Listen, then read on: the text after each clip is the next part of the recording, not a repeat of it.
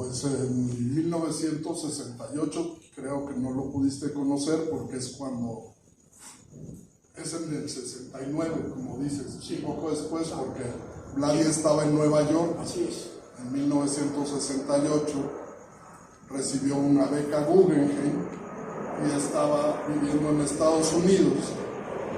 Precisamente en la exposición pasada mostramos cómo José Luis Cuevas lo alcanza en Estados Unidos y llenan de dibujos algunas libretas intercalando hojas, ambos en ese diálogo pictórico, artístico, dibujístico que llevaban Vladi con varios de los artistas de su tiempo. Para mí, pues como gente de arte y de la cultura, pues mi vida fue en la infancia, así como la de Vladi, acompañando a su papá en los círculos políticos. La mía estuvo pues muy cercana a los círculos políticos del trotskismo en México, ¿no? Manuel era, pues, o es prácticamente como un tío. Ahí en la casa su presencia siempre fue el mejor amigo de mi papá. Estuvo todo el tiempo, las discusiones que se dieron en esas épocas, ¿no? Y pues también aquí en la exposición tenemos un cartel que nos prestó Eduardo Romo, de una exposición que tuvo él en la que participaron otros de los artistas como Víctor Salomón, Octavio Moctezuma, que están en esta exposición y que estaban en la casa León Trotsky exponiendo en una muestra que tuvo también sus conversatorios, en los que participó también Manuel Aguilar, Adolfo Gili, y pues todos esos tíos de la política que me regaló mi papá, todas esas discusiones que se daban en las tertulias en la casa, en las reuniones del PRT, en las reuniones de los distintos grupos y de los periódicos, publicaciones, críticas de la economía política, editoriales que fundaron para difundir todas estas ideas. Y por supuesto, en esos remolinos de la vida, mi cuarto era el estudio de mi papá, y ahí estaban los 11, 12 años, estaba yo leyendo las memorias de un revolucionario que pues Manuel cuenta que leyó en el 68, 69, pues yo lo estaba leyendo pues cuando tenía 11 o 12 años, porque era la cabecera de mi cama, esos libreros con todos esos volúmenes, y pues yo recuerdo la emoción, porque pues como niño ves las cosas muy diferentes, ¿no? Lo ves casi como un libro. Ese libro es fantástico porque es muy bien escrito, además de toda la substancia que te cuenta de los levantamientos anarquistas por toda Europa, y luego la llegada también a Rusia a formar parte del corazón del comité central de los bolcheviques, ¿no? Y pues claro que yo lo leía pues como una prolongación de un libro de aventuras, ¿no? De aventuras que yo estaba acostumbrado a ver en la casa, a escuchar en la casa, y pues esos viajes que cuenta, por ejemplo, Manuel, que tenía que hacer a Europa, se daban esas pláticas en la casa, y yo creía que Manuel iba en una misión secreta a hacer la revolución, iba a tomar los palacios en París o en Bélgica, donde fuera la reunión, ¿no? O sea, yo lo veía así, y así fue también como vi a Vladi por primera vez, ¿no? Pintando los murales ahí en el andamio, y por eso, pues cuando por fin le empecé a hacer plática a Vladi, o tener interlocución con él en temas de arte, de pintura, de cultura, cuando al fin ya muchos años después le hice exposiciones, cuando entablamos una relación y Vladi se convirtió en su modo en una especie de consejero de mi gestión como director del Instituto de Artes Gráficas de Oaxaca, el museo principal de Francisco Toledo, pues pude como cosechar todo ese bagaje de ideas, de pintura, de política, y de aventuras que de niño imaginaba y tenía al escucharlos, ¿no? Entonces, pues bueno, puedo decir que el culpable que textualmente me llevó de la mano al universo Vladi, pues fue Alejandro Gálvez, que es el siguiente participante de esta mesa y que pues cambió radicalmente de mi vida, porque pues Vladi era un personaje imantado, ¿no? Era un personaje que no te dejaba indiferente, y pues casi puedo decir que ese primer encuentro, yo tendría 5 años cuando mi papá me llevó a ver, yo ya no dejé de ver cosas de pintura, ¿no? Quería ver todos los programas sobre Leonardo da Vinci, lo que saliera en la tele, acercarme a libros, a ver la pintura de los grandes maestros, ya fuesen del arte moderno o del pasado renacentista. Ya quería ver los murales. Afortunadamente, pues en mi familia siempre mis padres, mis abuelos me llevaron a museos, a ver los murales, a las zonas arqueológicas, y ya me quedé, ¿no? O sea, es en gran medida pues ese personaje hablando de arte, de pintura, y diciendo sus ideas de la política, pero siempre también diciendo: mis ideas políticas no valen nada, ¿no? Si yo no fuera un gran artista, ¿a quién carajos le importa si pinto la revolución nicaragüense o si pinto los calzones de mi vecino? A nadie. El tema vale sorbete. Si eres un mal pintor, pues no, tu voz es como la de un afónico que intenta cantar ópera, pues no le importas a nadie. Entonces, yo tengo que tener una potencia artística y pictórica para que alguna de mis ideas en torno a la literatura, la vida, el arte, la sexualidad, el psicoanálisis o lo que sea, puedan tener algún tipo de sonido en el concierto de la cultura mexicana y universal, ¿no? Yo soy un artista, soy un pintor, y tengo que lograr un equilibrio en mis intereses que implican la ruptura del arte moderno y la investigación plástica profunda que se gestó desde los maestros del Renacimiento y de la pintura clásica, ¿no? Si no alcanzo ese equilibrio y esa estatura, entonces no ha valido la pena 1 centímetro de lo que he hecho.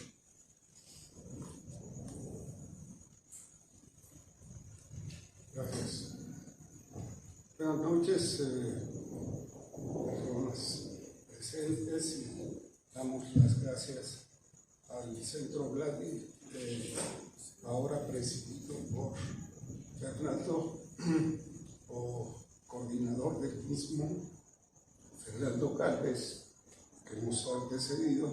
y por supuesto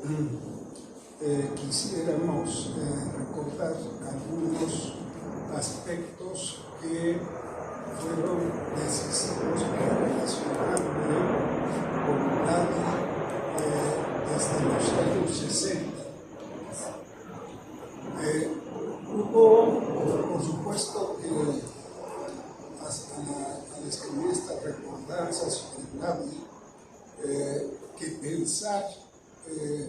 la difícil circunstancia que vivieron él y su padre cuando llegaron, pues en gran medida derrotados por el hecho que marcó la medianoche del siglo XX, como dijo su padre Serge refiriéndose al pacto nefasto establecido entre el gobierno de Hitler y el gobierno de Stalin, poco después de que éste cometiera el enorme crimen de liquidar prácticamente a toda la dirección histórica de la revolución bolchevique que quedaba para los años 30 y que el fascismo significaba al propio tiempo la presencia de la más exacerbada reacción capitalista que hasta entonces había conocido a través de una dictadura totalitaria y policíaco-militar que había liquidado a el centro más importante de organización obrero-socialista que había en Europa occidental. Esto es el pueblo alemán, agrupado principalmente en dos organizaciones, la socialdemocracia y el Partido Comunista, y otras muchas organizaciones de corte comunista, consejista y demás, luxemburguistas que se habían formado en los años 20 y 30, en aquellos años tormentosos que ocurren cuando se toma el poder por parte de los nazis y liquidan a estas poderosas organizaciones y convierten en un régimen de terror extremo a aquel polo de la revolución mundial que quedaba, y que es justamente ese hecho lo que va a marcar el punto decisivo también por parte de los revolucionarios que aún militaban en la Internacional Comunista, entre ellos los que se agrupaban en la oposición de izquierda en la que participaba León Trotsky, de romper definitivamente con la Tercera Internacional Comunista, a la que hace referencia este libro, y al mismo tiempo impulsar la creación de una nueva organización revolucionaria que se le conoce como la Cuarta Internacional, que se comienza a construir a partir de 1934 y que tiene como punto fundacional, aunque esto era contrario a sus militantes, decir, fundación de qué, vamos a construir una organización que sea capaz de dar un enfrentamiento que permita enfrentar lo mismo a la reacción extrema del capitalismo expresado no solamente en los regímenes fascistas que se iban apoderando de un punto a otro por toda Europa, sino que al mismo tiempo hacían que las organizaciones de la izquierda fueran siendo poco a poco derrotadas en acciones cada vez más radicales, como ocurrió trágicamente con la Revolución Española de 1936 y 1939. Bueno, digo esto para contextualizar un poco, porque en ese periodo en la que está en Europa este escenario bestial que culmina, como decíamos, en ese pacto nefasto entre esos dos dictadores extremos que fueron Hitler y Stalin, bien marcó Victor Serge, diciendo: este es el momento más oscuro del siglo XX, la medianoche del siglo. ¿Por qué lo decía? porque empezaba por esta circunstancia la guerra que se expresó con la invasión conjunta de las tropas nazis y las tropas del ejército soviético que había sido ya purgado por Stalin de toda la dirección militar creada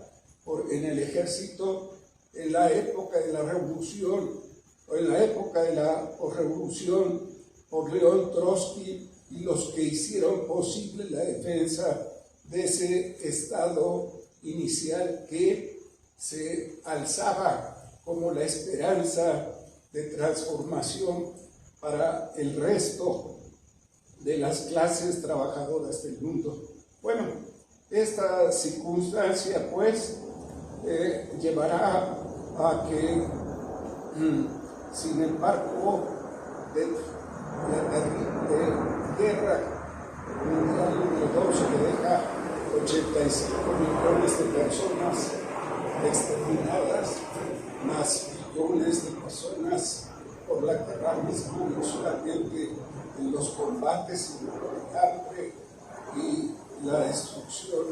inmensa que provocan tanto las dictaduras, uno y otro lado, como los llamados gobiernos democráticos burgueses de las potencias de la Unión Americana, Gran Bretaña principalmente. Bueno, pues esta circunstancia, como ya lo saben ustedes, pues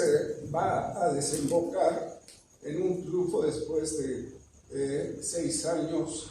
de terribles combates, en una serie de pactos que establecen los vencedores contra las fuerzas encabezadas por el fascismo y que ya han llevado para ese momento a la Unión Soviética también a unirse con los llamados aliados del capitalismo occidental, los imperialismos americanos e inglés, a repartirse el mundo en los famosos tratados de Potsdam, Yalta y demás, en las que ante la presencia avasalladora del ejército soviético en toda Europa occidental y hasta el corazón mismo de Alemania, no tiene ninguna posibilidad de negarles que la Unión Soviética tiene el derecho de tener una suerte de un colchón para evitar futuras circunstancias de ser invadidas nuevamente, cediéndole prácticamente todos los países de Europa Occidental y parte de los países, de Europa Oriental y parte de los países de los Balcanes. Bueno, esta división o cesión es acordado por Churchill, Roosevelt, Stalin, por supuesto, y se concreta en una solución que durará poco tiempo, porque poco tiempo después estallará una nueva guerra que se va a conocer como la Guerra Fría en el año 1947 y que se extenderá prácticamente hasta la liquidación de la Unión Soviética en 1991. Bueno, esto lo decimos porque Serge y Lali se ven involucrados en ese terrible torbellino de acontecimientos que los llevan a buscar un asilo fuera de Europa, en donde ellos vivían en Francia, porque este estado había sido invadido por Hitler en mayo de 1940 por el ejército alemán, y le dejaron solamente al gobierno colaboracionista de Petain una parte del mismo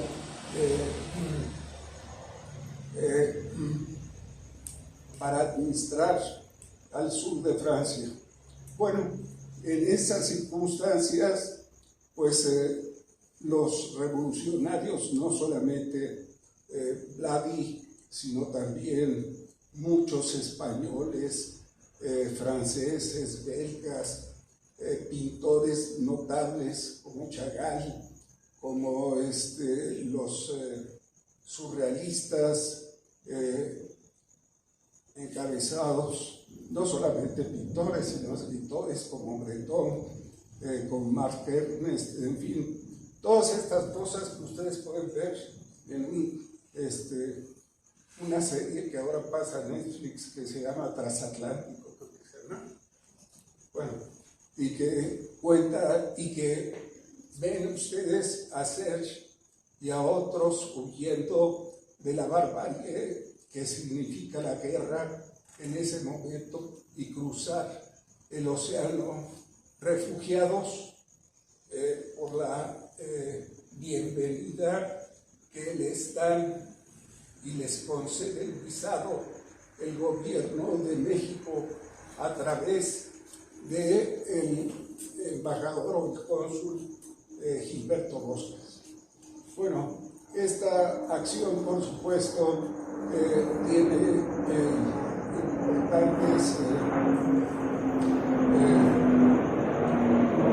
consecuencias en la vida de Vladi, porque toda esa circunstancia ha estado no solamente como ha logrado él y su padre poderse refugiar en Europa Occidental por la presión enorme que hacen miles de artistas y revolucionarios del mundo exigiendo al régimen de la Unión Soviética su liberación del exilio que vivían y lograr colocarse en Europa y poder comenzar a volver a producir artículos y libros que era lo que sabía hacer Víctor Serge, participar en lo que podía en la construcción de la nueva organización de la Cuarta Internacional, y su hijo, por supuesto, lo acompaña, pero la represión que van sufriendo desde antes de la debacle francesa, a la que habíamos hecho mención, pues ellos viven toda la represión de sus compañeros que se va dando no solamente por las fuerzas fascistas, sino al mismo tiempo por los agentes de la policía política del Estado soviético, la llamada GPU, entonces, que junto con las policías locales los persiguen a esos revolucionarios, incluyendo a ellos, por supuesto.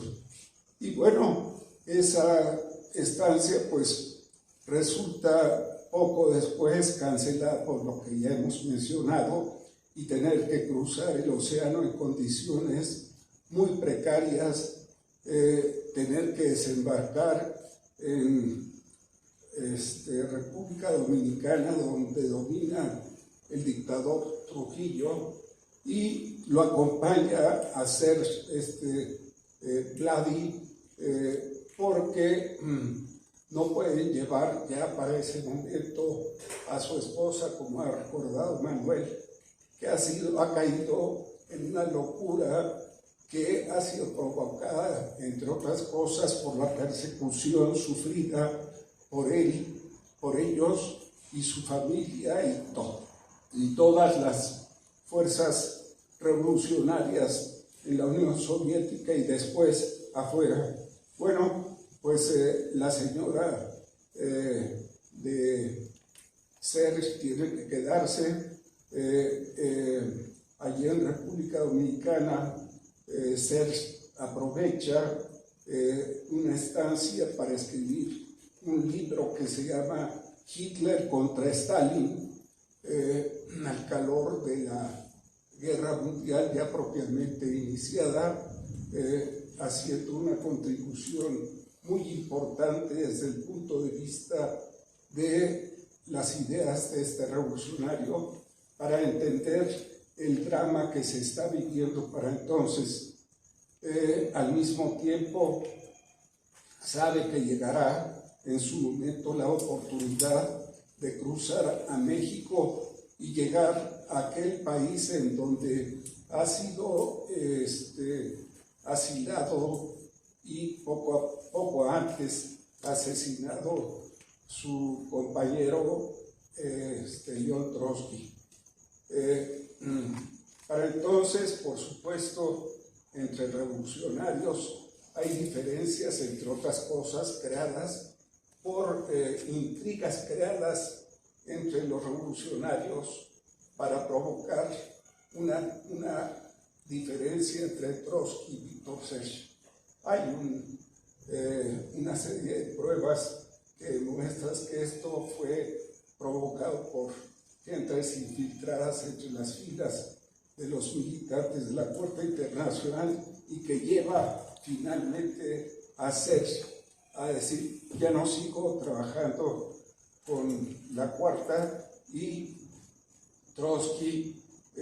lo considera esto como que Sech se ha alejado, como muchos otros revolucionarios, de las luchas fundamentales. Todo lo contrario, lo que él no está de acuerdo es con los seguidores serviles de Trotsky en las organizaciones políticas francesas y en España, que considera que la utilización de Sech. Bueno, en México llegará Serge Ibladi, que ha ido poco a poco perfeccionando su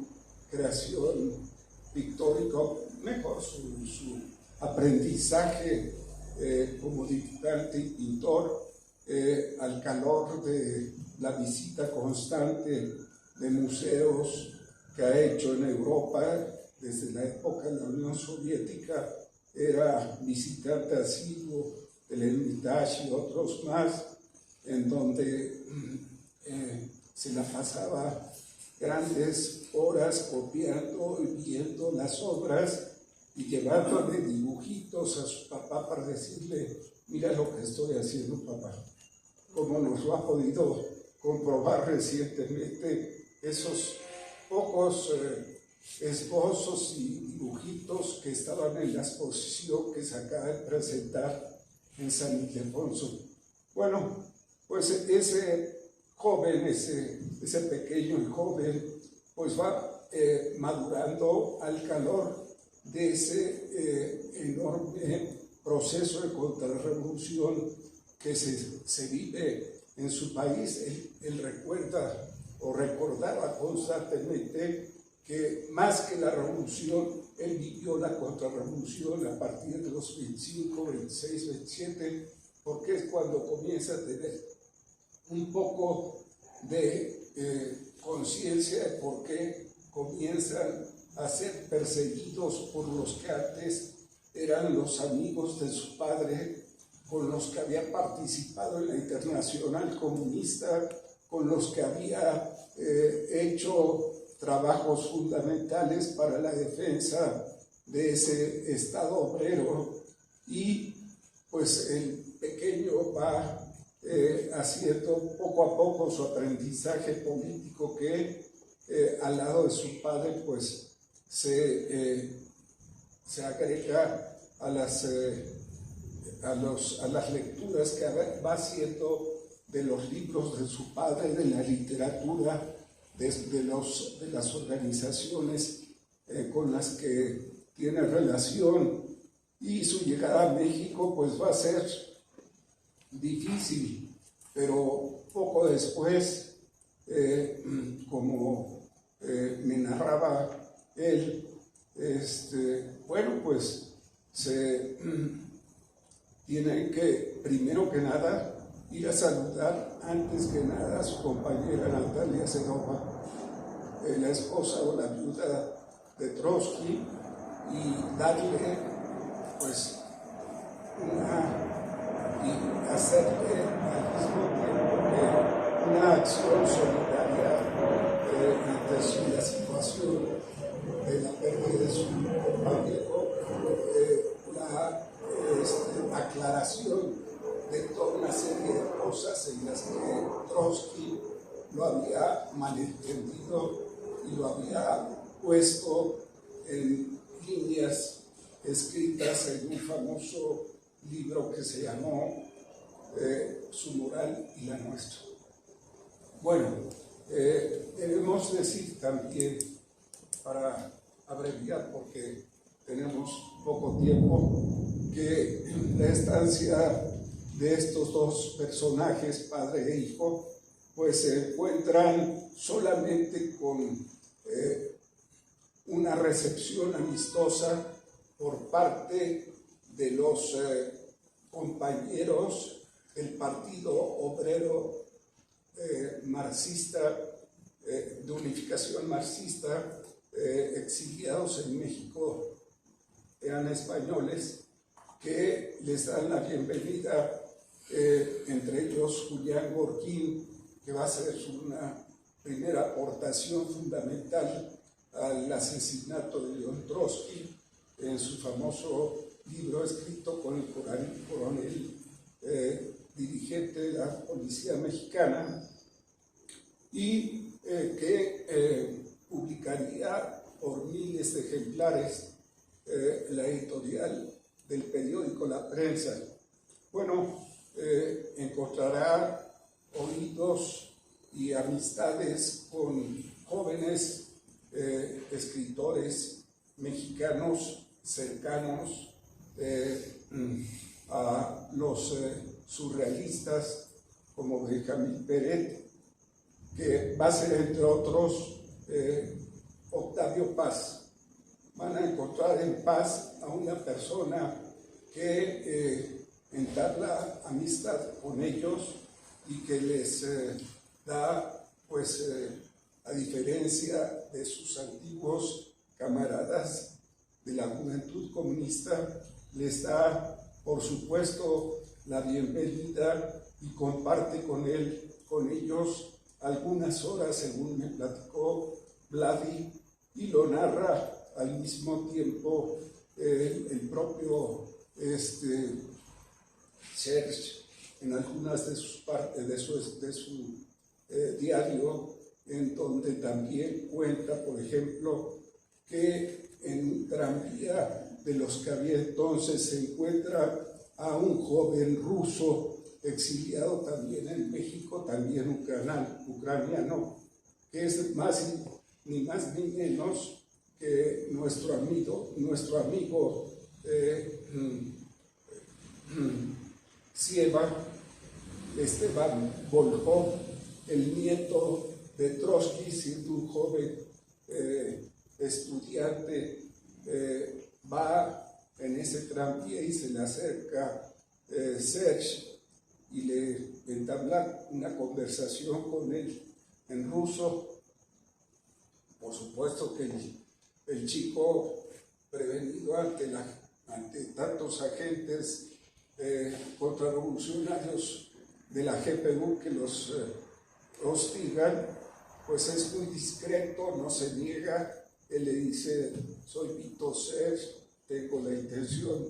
de establecer una relación con tu abuela, con Natalia, en fin. Y bueno, pues eso se tradujo, por supuesto, en la elaboración de un libro conjunto con la ayuda de Trotsky, que se llamó el libro Vida y Obra de León Trotsky, escrito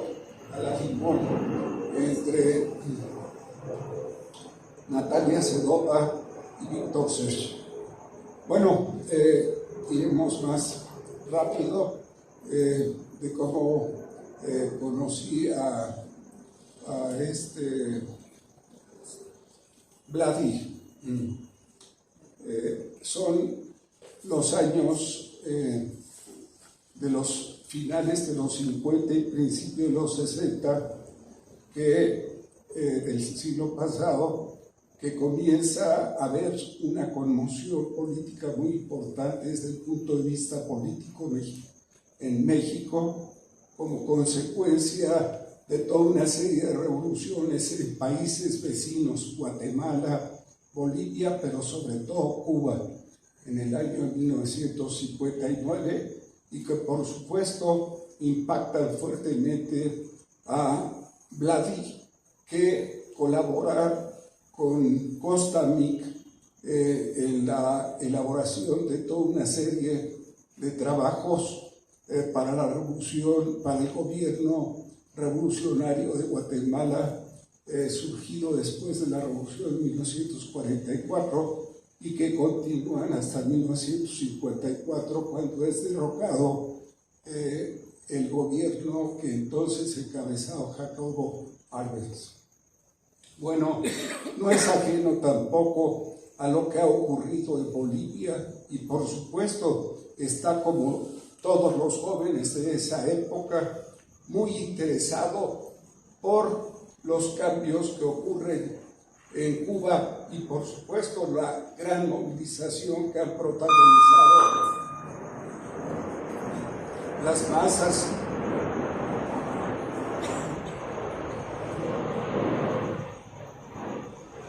de trabajadores mexicanos al final de los 50 y principios de los 60, ferrocarrileros, electricistas, maestros, telegrafistas, etcétera, que al mismo tiempo están acompañados por una creciente insurgencia de la juventud estudiantil en el Politécnico, en la Universidad Nacional, en las luchas que se establecen a partir de la década de los 60, muchas estas impulsadas por jóvenes inspirados por la Revolución Cubana. En ese contexto, pues, lo mismo estos jóvenes actuábamos en tratar de vincularnos con las clases trabajadoras a través de organizaciones revolucionarias, estudiantiles, organizaciones que participaban de esta nueva configuración política que había surgido al final de los 50 y los 60 en México. En 1959 se crea o se funda un partido obrero revolucionario trotskista en la que participan los viejos trotskistas de los años 40 y los que han continuado funcionando, sobre todo en el movimiento sindical de los electricistas, telefonistas y otros sindicatos. Y 2 años después, otra pequeña organización más estudiantil que, sin embargo, se va a dedicar también Liga Obrera Marxista, que impulsó Manuel Aguilar Mora junto con David Solano y otros compañeros que nos acompañan en esa lucha por organizar una corriente diferente a los partidos de la izquierda oficial que actuaban tanto en el orden establecido político, el sistema, como era el Partido Popular, y el que actuaba dentro de la clandestinidad, me lo ha reconocido el Partido Comunista de México, y con el Partido Obrero Campesino, que todos ellos eran vertientes diversas del estalinismo. Pues quiero decir que con estos jóvenes comencé a hacer una amistad creciente y participar en algunos de sus luchas que dábamos en la universidad y al mismo tiempo interesarnos por las distintas manifestaciones, no solamente la política, sino los cambios que estaban ocurriendo a escala nacional e internacional, y que también iban acompañados por cambios cada vez más crecientes en el mundo de las artes. Pues bien, entre esos con estos jóvenes hubo uno de ellos que me invitó, que se llamaba el ingeniero Gustavo Rodríguez Toledo, y su novia Marta Briones, a que fuéramos a conocer a un café a Trotsky. Por supuesto que yo dije, ¿eres una broma o qué? ¿De qué se trata? No, vamos a conocer a Trotsky personalmente. Pero por supuesto que sabíamos que eso era imposible, ¿verdad? Pues llegamos a un café ubicado en la colonia Juárez, en la calle de Génova, que se llamaba Carmel, que era propietario de un señor Glatz, que había llegado a México, era ucraniano, y que había llegado a México a principios de la década de los años 20. Este señor estableció en sus múltiples oficios finalmente unos restaurantes en lo que más tarde se conocería como la Zona Rosa, que era visitada por una creciente cantidad de intelectuales que acudían a las múltiples galerías que existían en aquellos años, en aquella zona, y que se reunían en los cafés cercanos y restaurantes que por ahí había. Pues bien, la sorpresa es que, por supuesto, el señor Glantz era muy parecido a León Trotsky. Es así que había servido no solamente como la persona para reconstruir a la hora del juicio en contra del asesino de Trotsky, escenificar el papel de Trotsky a la hora en la que Mercader le clavaba el violet y demás, en el juicio que hacía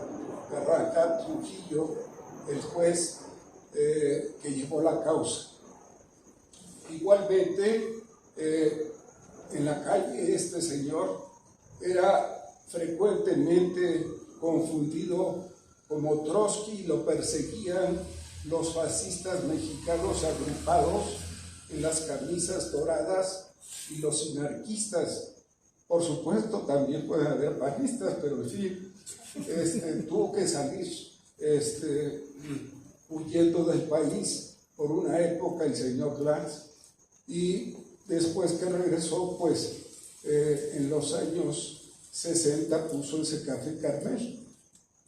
Cuando estábamos ahí, pues por supuesto que era impactante el padecido de este señor, que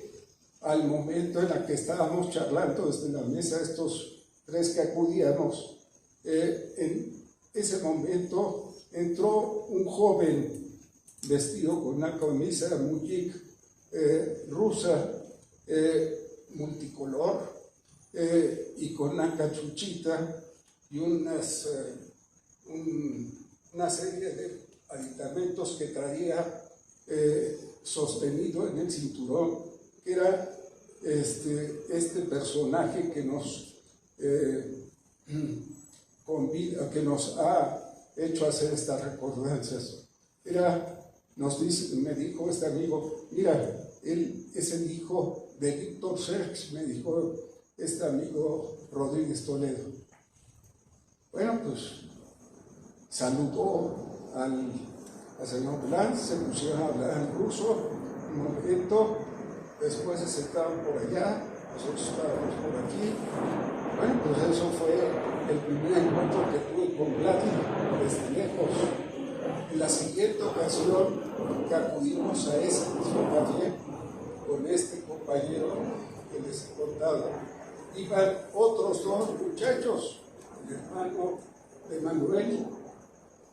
David Aguilar Mora, y otro compañero, Suárez, que eran militantes del Partido de los Revolucionarios. Bueno, esto se los cuento para que sepan de quién se trata. Y bueno, pues llegamos, nos encontramos que el café estaba muy concurrido. En las mesas estaban algunos de nuestros profesores de la Escuela de Ciencias Políticas y Sociales, Víctor Flores Olea, Francisco López Cámara, y los acompañaba también otro colega suyo que se llamaba Javier Wimmer,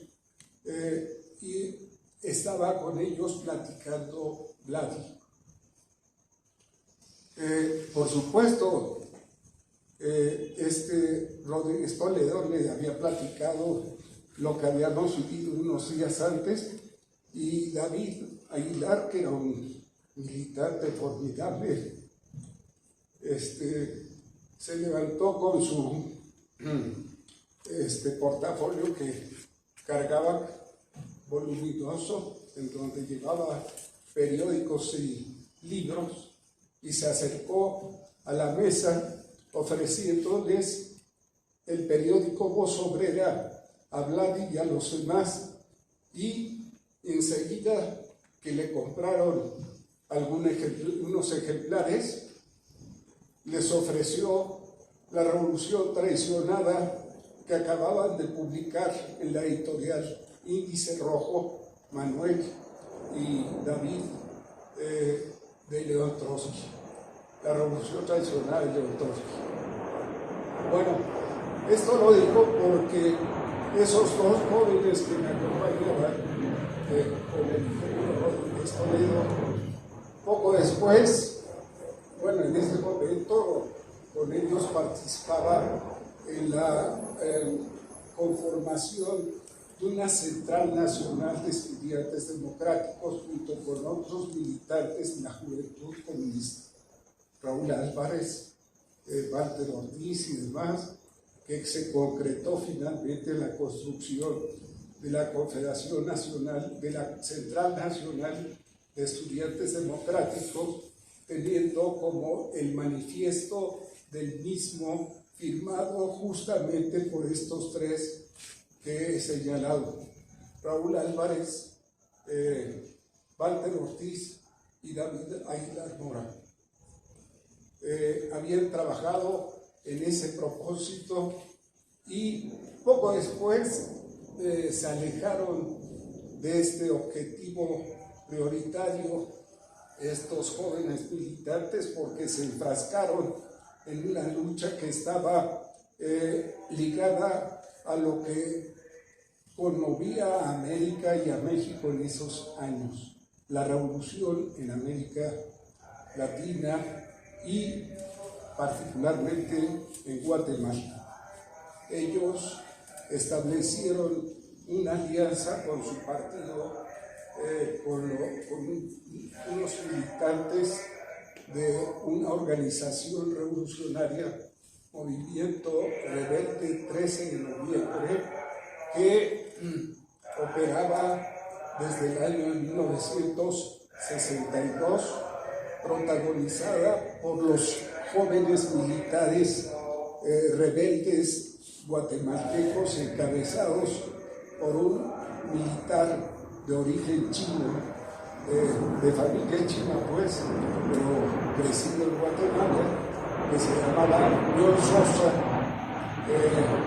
y otros más numerosos que se alzaron en contra de la dictadura de Igor, el dictador de Guatemala, no solamente por sus desmanes y persecución que hacían, sino porque había prestado el territorio de Guatemala para que desde su territorio se entrenaran las tropas que la CIA armó para invadir a Cuba en el año 1961 en la famosa Bahía de Cochinos. Bueno, Pues estos jóvenes se alzaron en Guatemala, y entre ellos había aquí en México alguien que estaba cercano y que era muy amigo no solamente de John Sosa y los revolucionarios guatemaltecos, sino que al mismo tiempo lo era de varios compañeros militantes de este partido obrero revolucionario que se comprometieron a hacer una lucha conjunta para colaborar desde México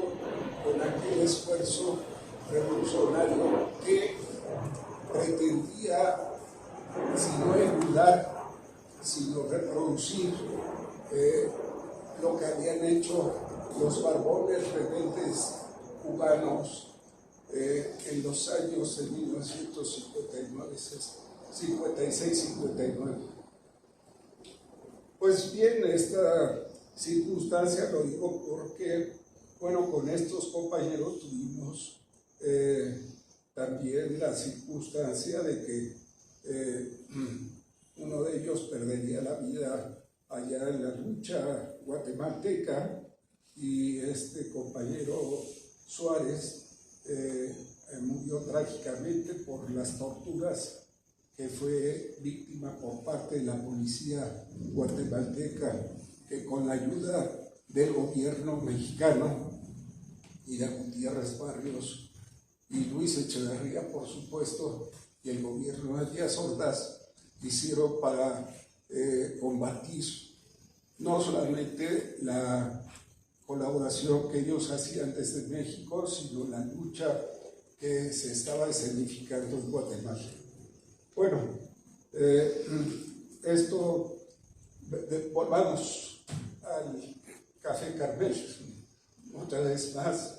la tercera ocasión que acudimos, nos encontramos que Vladi estaba en la mesa solo, leyendo. Entonces dijimos, vamos a platicar con él, a ver si quiere, pues vamos. Estábamos interesados porque habíamos leído recientemente con este ingeniero, Rodríguez Toledo, el libro de su padre, El año 1 de la Revolución Rusa, en una edición publicada por la editorial Zeus en España en 1930 más o menos. Pues lo habíamos leído y discutido con Rodríguez Toledo, nos había entusiasmada la narración de Sergio, y con ese motivo iniciamos nuestra conversación. Le dijimos a Vladi si nos permitía platicar con él y sobre su padre, y dijo, encantado. Y comenzamos a charlar con él la primera vez que establecíamos un trato directo. Se mostró no solamente amigable, sino abierto a discutir y ampliar muchas cosas de lo que él conocía de las distintas obras escritas por su padre, sino que al mismo tiempo, para acortar, convenimos que era necesario publicar ese libro una vez más en México, porque era una versión completamente diferente a las acartonadas historias que circulaban publicadas por las academias de ciencias de la luz. Por supuesto que esto le entusiasmó mucho a Vladi, pero pues Gustavo Rodríguez, que había ayudado a financiar a aquellos compañeros con esa pequeña empresa de Índice Rojo, esa editorial revolucionaria que hicieron, pues solamente alcanzaron a publicar 2 libros de Trotsky y algunos libros de Michel, unos pequeños folletos de Michel Pavlov y de Hugo Blanco y otras cosas más de Ernest Jandel. Era el seudónimo de un revolucionario belga que tenía como nombre real Ernest Mandel. Lo digo esto porque más adelante va a estar también mencionado. Pues este propósito, para contarlo, no lo pudimos hacer con nuestros recursos, porque yo no tenía ninguno, por supuesto, pero Gustavo era amigo de muchos profesionales y se movía también con otros viejos trotskistas que se entusiasmaron con la idea de publicar ese libro. Finalmente, la idea se concretó cuando Arnaldo Orfila Reynal fue echado de la dirección del Fondo de Cultura Económica y se promovió la creación de una nueva editorial que se constituyó finalmente como Siglo XXI Editores de México. Esta editorial, Vladi aportó, su mujer, con otras mujeres de sus amigos, reunieron fondos, viejos trotskistas colaboraron en la creación de ella, Armita Chávez y Aníbal Yáñez, colaboraron poniendo aportaciones, y uno de los primeros libros que se publicaron fue justamente el libro del año 1 de la Revolución del siglo XXI, que llegó para irrumpir con una enorme cantidad de publicaciones de los revolucionarios cubanos, africanos, europeos de aquellos años. Por supuesto, en esto tuvimos más que nada pues participación simbólica, porque siendo estudiantes no teníamos ningún recursos, pero Arnaldo Orfila Reynal finalmente fue el padrino de la generación a la que pertenecíamos, Manuel Aguilar Mora, Nildo Brodziak y otros más, que después pues continuaríamos no solamente compartiendo afinidades políticas, sino al mismo tiempo participando en las luchas del 68 y demás. Justamente a finales del año siguiente, el 68, muy impactados por la lucha revolucionaria que acabábamos de participar junto con miles y miles de personas y jóvenes en aquellas acciones, pero también por la terrible represión sufrida por el gobierno bonapartista del PRI, gobierno, nos pusimos a la tarea de construir no solamente una nueva organización, que había tenido o que tenía como antecedente una pequeña organización que se llamaba Movimiento Comunista Internacional, que se fundó al calor de la lucha del 68, el Comité de Lucha de la Facultad de Filosofía y Letras, en la que participaban pues no solamente Manuel, Carlos Sevilla, Luis González de Alba, Ignacio Osorio, sino el mismo José Revueltas, entre otros, Roberto Escudero, debemos recordarlo, y otros más jóvenes que entonces actuaban en aquel movimiento estudiantil. La represión cortó las acciones del grupo, por la represión que se llevó poco a poco a muchos de ellos, por la represión a la cárcel, en particular, bueno, a Luis González de Alba, a José Revueltas y a otros de los que participaban en estas luchas. Otros tuvieron que salir exiliados de México, y bueno, pues los que quedamos acá en México, junto con Emilio Brodziak y otros muchos jóvenes de esos combates, impulsamos una nueva organización que se llamó Grupo Comunista Internacionalista. Ya les ha platicado Manuel que Vladi en su momento nos ayudó a publicar este libro de la editorial Venceremos, que fue el único libro, por supuesto, de la editorial, que lo usábamos justamente no solamente para formación política, sino para formar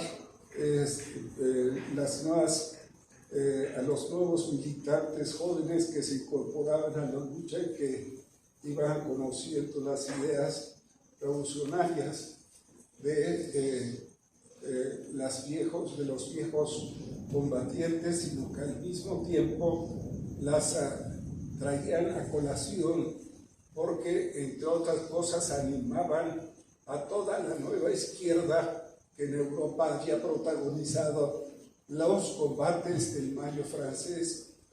de las luchas de los jóvenes alemanes en Europa, digo en Alemania occidental,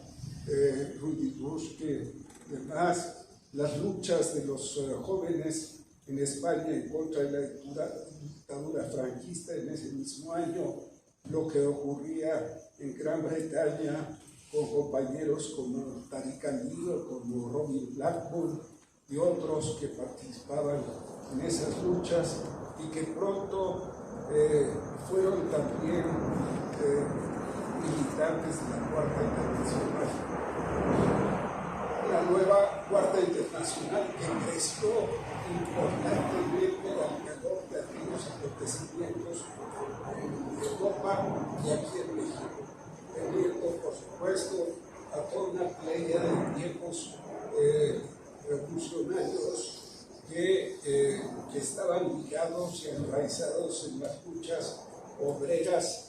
de sus respectivos países, en Bélgica, en Italia, en Alemania, en Holanda, etcétera, y que encontraban acá a una nueva corriente y una nueva expresión de la lucha que había sido interrumpida por el 68. Aquí en el caso la LOM se había de la LOM ya se había separado Manuel, y pues había impulsado la creación de esta nueva organización que al cabo de unos años se convirtió en esto que Fernando y Manuel recordaron, el Partido Revolucionario de los Trabajadores. Pues Vladi nos ayudó en esto, nos como decía Manuel, nos aportó recursos para viajes a congresos de la Internacional, de la Cuarta Internacional y de otros militantes, para impresiones diversas, grabados y por supuesto sus debates y luchas y sugerencias que las teníamos muy en cuenta. A partir de ese momento se convirtió en un referente frecuente dentro de los jóvenes trotskistas mexicanos de la década de los 70. Tal es así que también pudimos avanzar otra de las ideas de que veníamos impulsando con Vladi desde los 60, publicar las obras de Víctor Serge en español, o volverlas a publicar en español a viejas ediciones. Bueno, pues un militante del sindicato de electricistas que dirigía Rafael Galván, que se llamaba Rodolfo F. Peña, me invitó a publicar las obras de Víctor Scher y fuimos en varias ocasiones a platicar con Vladi al respecto. Publicamos 3 ejemplares, 13 volúmenes en esa editorial. Transición se llamó esa pequeña editorial. Estos son dos de ellos. El primer tomo era Lenin 1917, la defensa de Petrogrado, el año 2 de la Revolución Rusa o segundo de la Revolución Rusa. Otro libro que se llamaba Lenin a Stalin, también de Serge, y este libro del propio Serge, donde narra a través de una novela la gesta del movimiento revolucionario de la huelga protagonizada por los obreros catalanes en el año de 1917, en la cual él participó como militante en alguna organización anarquista. Bueno, pues esta colección de los primeros 3 volúmenes se quedó ahí junto con otros libros que publicamos también entonces, de Adolfo Gili, La Revolución de la Madrugada, de Ernest Mandel, La Recesión Generalizada Mundial, de inclusive también algunos libros de literatura, como el libro vacío de Vicens, una escritora española, el libro, pero tuvo corta duración esto también, a pesar de que Rafael Galván nos ayudaba con algunos recursos, pero pues eran insuficientes. Rafael Galván estaba también apoyando a través de Manuel López Gallo a que Vladi pudiera ver publicado el libro de las memorias de un revolucionario de su patria, publicadas en la editorial El Caballito, traducidos por Andrés de Gómez, el poeta, y que pues toda esta literatura que comenzamos a publicar allí y en otra pequeña editorial que también creamos con la ayuda de 2 excelentes amigos que tenían la imprenta Juan Pablos, en donde editamos o imprimimos estos libros y en donde conocimos a Blanca Sánchez y Alfredo Juan Álvarez. Publicamos 26 libros, por ejemplo, en las obras de León Trotsky, libros de Alejandra Kollontai, muchos libros de literatura y filosofía, en fin, ahí tuvimos un poco mayor éxito en cuanto a la duración de la empresa editorial. Todavía vive esta editorial que preside nuestra amiga Blanca Sánchez. Y bueno, pues posteriormente, pues Vladi nos ayudó en muchas ocasiones. Nuestras charlas no se limitaban a los aspectos históricos, pero era lo que más nos interesaba a nosotros desde el punto de vista político, sino que él nos fue educando también a comprender lo que era su fuerte, que era la pintura. La pintura que, entre otras cosas, conocemos en primera instancia en un mural que pintó justamente en la cafetería Carmel en un mural en madera, pintado sobre madera o en tableros, que no sé cuál haya sido su destino, y que tenía entre alguna figura que recuerdo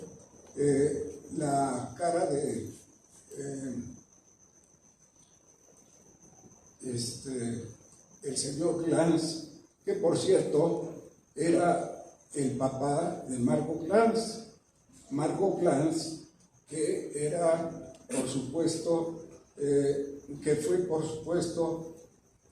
era compañera entonces y novia de ese profesor con los que los había visto yo, Francisco López Cámara, en una sesión anterior que ya les platiqué, y que, bueno, pues ella quizá nos pueda dar pista de dónde quedó este mural que estaba en el local de Carmel. En los años siguientes tuvimos muchas sesiones, tuve largas conversaciones, una larga entrevista que tengo por ahí con Vladi grabada, y que nos ayudó muchísimo a ir poco a aprendiendo sobre cuestiones artísticas. Y bueno, pues solamente, y para acabar, diremos que para nosotros fue sobre todo también muy importante ver publicados sus dibujos eróticos, publicados en Juan Marcos Editores, formato grande, por aquí editorial, y más adelante pues poder ver esa enorme creación que fue los murales realizados en la biblioteca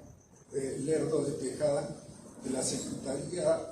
de Hacienda y Crédito Público, que consiguieron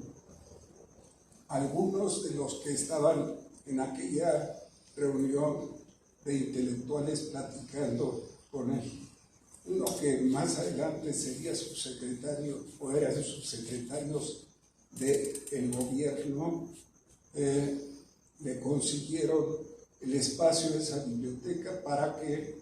pintara los muros a donde se encuentra esta extraordinaria producción de las revoluciones de Vladi. Era Javier Guimet por una parte y Flores Soler. Ellos dos